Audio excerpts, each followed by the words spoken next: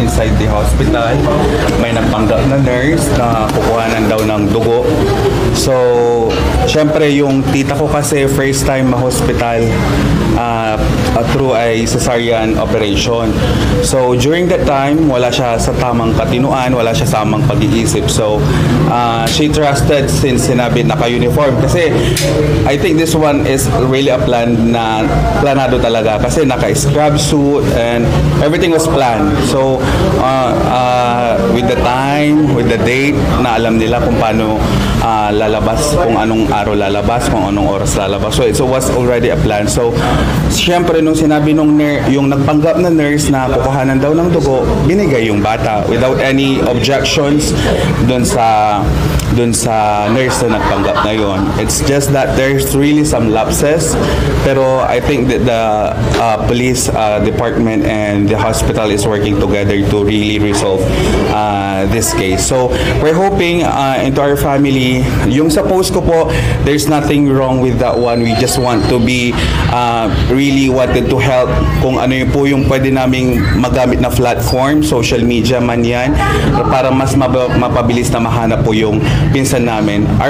Yung pinsan ko po na yun is the first baby boy ng aking tito.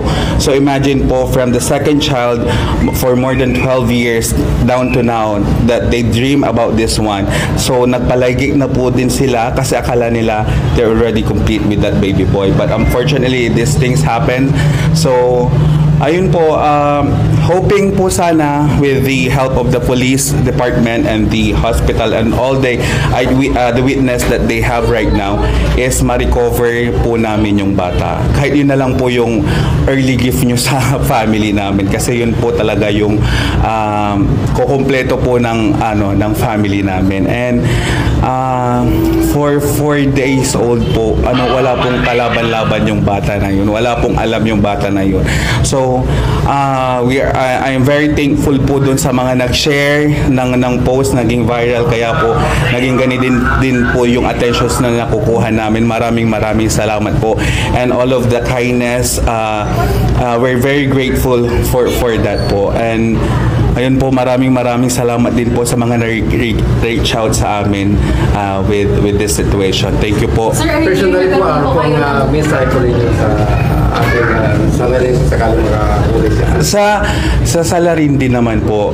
I don't know what plan or ano yung plano nyo, pero naniniwala din po ako sa kabutihan. Alam ko na may purpose kung bakit nila yung ginawa. Alam ko na hindi nila yun kagustuhan, but I think there's really a purpose for that.